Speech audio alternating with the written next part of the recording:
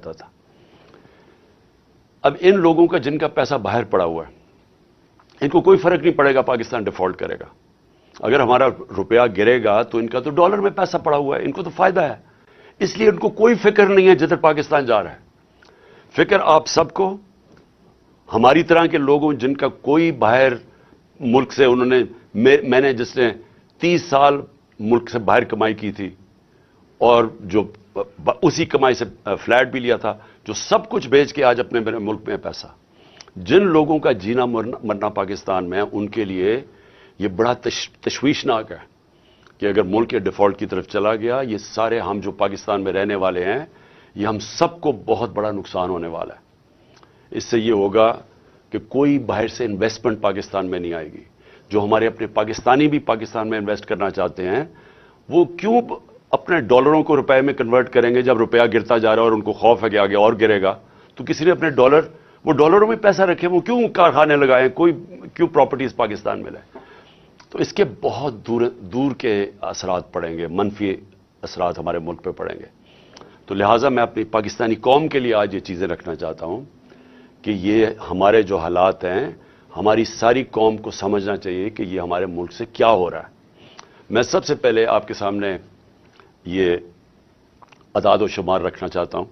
मैं चाहता हूँ कि मेरी सारी कौम ये पहले देख ले कि जब हमें ये पाकिस्तान मिला था 2018 को, तो पाकिस्तान की तारीख का सबसे बड़ा बैरूनी मुल्क खसारा था, करंट अकाउंट डेफिसिट 20 अरब डॉलर का। कभी इस मुल्क की तारीख में इतना बड़ा खसारा कोई छोड़ के नहीं गया। और ये जब खसारा छोड़ के गए, तो मैं आपको एक चीज़ समझाना चाहता हूँ।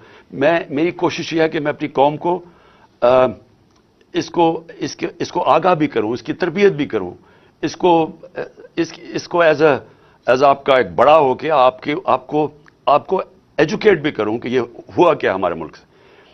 ये जब खसारा छोड़ के गए थे, तो जो पेट्रोल जो तेल है, जो असल वजह है कि हमारा जो खर्चा, हमारे डॉलर क्यों कम होते हैं, क्योंकि हमारी जो सबसे ज्यादा इंपोर्ट बाहर से होती है, जो हम बाहर से खरीदते हैं, वो है तेल, पेट्रोलियम प्रोडक्ट्स। तो इनके दौर में तकरीबन आधी कीमत थी तेल की आलमी मंडी में।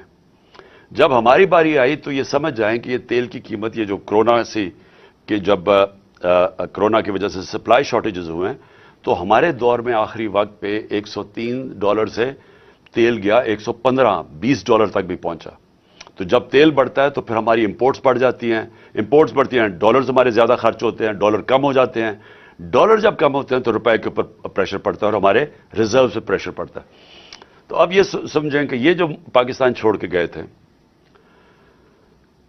और हम जो पाकिस्तान छोड़ के गए थे, ये जो हमें इन्होंने रजीम चेंज पे किया था, तो उस वक्त पाकिस्तान की 2022 में 2021 में पाकिस्तान के जो जीडीपी दौलत में इजाफा हो रहा था वो 5.7% था, और जो हमारा 2022 था, चौथा साल था, उसमें 6% था। लॉज में अयूब खान के ज़माने में, या जनरल ज़िया के ज़माने में और जनरल मुशर्रफ के ज़माने में। ये क्यों हुआ था इनके दौर में? क्योंकि हम उनके साथ उनकी 2 दफ़ा जंगों में शिरकत कर रहे थे, अफगान वॉर में और वॉर ऑन टेरर में, और उससे पहले हम सीटो और सेंटो के अमेरिका के साथ मिले हुए थे पैक्ट में कोल्ड वॉर के दौरान, जब अयूब खान का दौर था।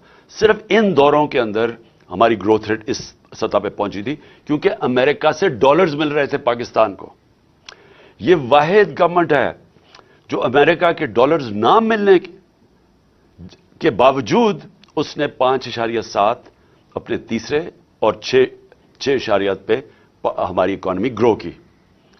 और ये याद रखें कि इसमें 2 साल कोरोना आया था, जो एक ऐसी वबा थी जिसने दुनिया की इकोनॉमीज को तबाह कर दिया था। हिंदुस्तान के हालात देखें, उनकी मर्फी में चली गई थी ग्रोथ रेट। ईरान का देखें, जो हमारे नेबर्स की बात